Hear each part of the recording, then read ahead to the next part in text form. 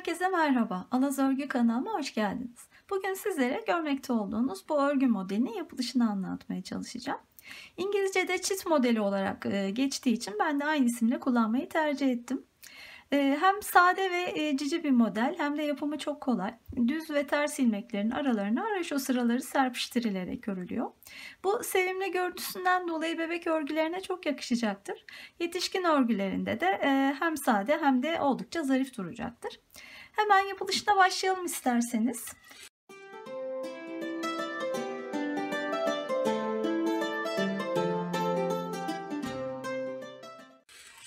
Modelimiz 4 sıradan oluşuyor ve tek sayı ile başlamayı tercih ediyorum ben her iki tarafın simetrik olması için.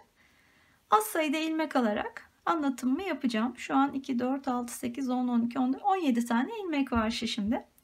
Modelin kurulumuna arka sıradan yani ters sıradan başlıyorum. Haraşoyu düz örüyorsanız böyle yapmanızı tavsiye ederim. Eğer haraşoyu ters örüyorsanız, her iki tarafı da ters örerek oluşturuyorsanız haraşoyu, o zaman örgünün ön yüzünden de başlayabilirsiniz.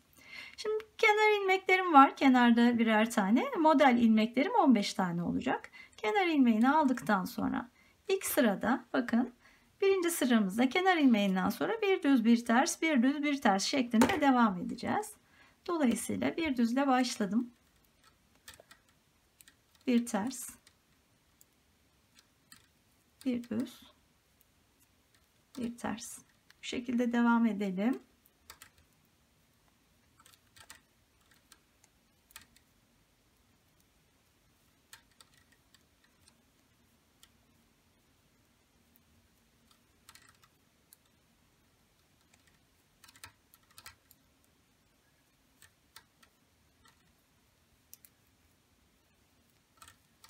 En son düz ilmeği aldıktan sonra kenar ilmeğine geldim. Kenar ilmeklerimi ters örüyorum.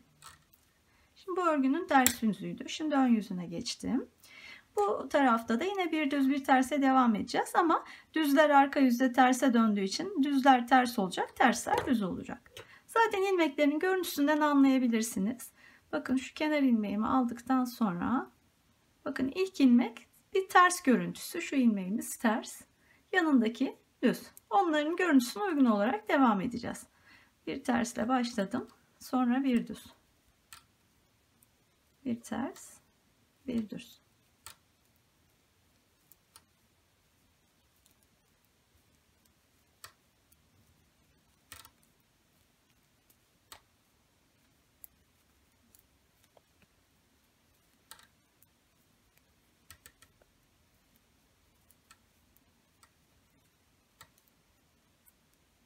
Bir ters ördükten sonra kenar ilmeğine ulaştım. Onu da ters örüyorum.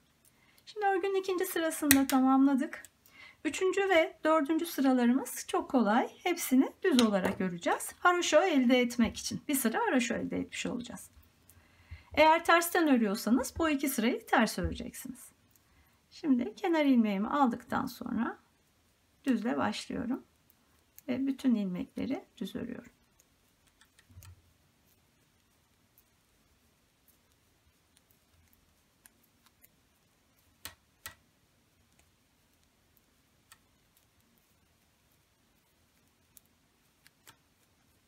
Kenar ilmeğimi ters örerek sırayı bitirdim. Bu üçüncü sıraydı.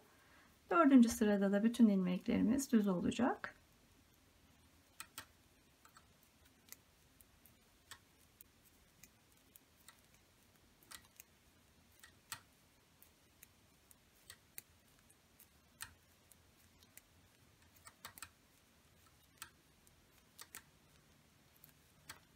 Evet, kenar ilmeğini örerek dördüncü sırayı da tamamladım. Modelin bir tekrarını bitirmiş olduk. 4 sırayı ördük ve model bir kere tamamlanmış oldu. Bundan sonrası tamamen bu 4 sıranın tekrar şeklinde devam ediyor. Ben şimdi tekrar bir model daha örmek istiyorum. Yine kenar ilmeğini aldıktan sonra birinci sıraya döndük. Yine bir düz bir ters başlıyoruz.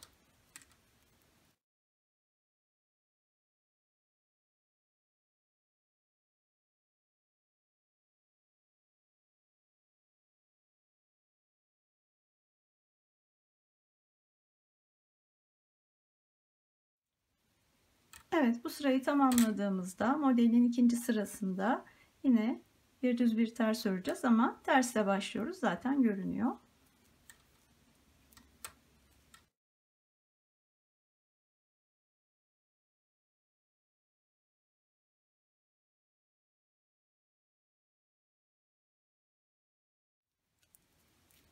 Evet, ikinci sırayı da tamamladık. 3 ve 4. sıralarımız zaten düz örülecek.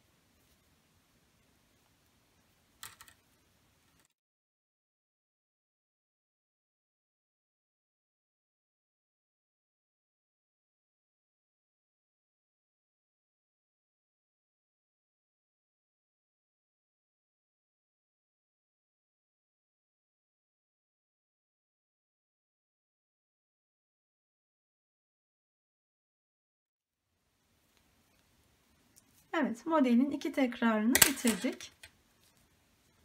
Bakın, oldukça belirgin bir şekilde artık görünüyor modelimiz. Çok kolay, herkesin kolaylıkla uygulayabileceği pratik bir model. Aynı zamanda örgünün ön ve arkası hemen hemen birbirine çok yakın görüntü olarak. O nedenle çift taraflı görüntüye uygun örgülerde özellikle çok güzel olacaktır. Atkı gibi, battaniye gibi. Böylece modelin anlatımını tamamlamış oldum. Umarım sizler de modeli beğenmişsinizdir. Eğer bu modeli kullanarak çeşitli örgüler örerseniz fotoğraflarını görmekten mutluluk duyarım. Böylece bu çalışmanın da sonuna gelmiş olduk. Beni izlediğiniz için çok teşekkür ederim. Kanalıma abone olmayı unutmayın lütfen. Beğeni ve yorumlarınızı esirgemeyin. Bir sonraki videoda görüşünceye kadar şimdilik hoşça kalın, sevgiyle kalın.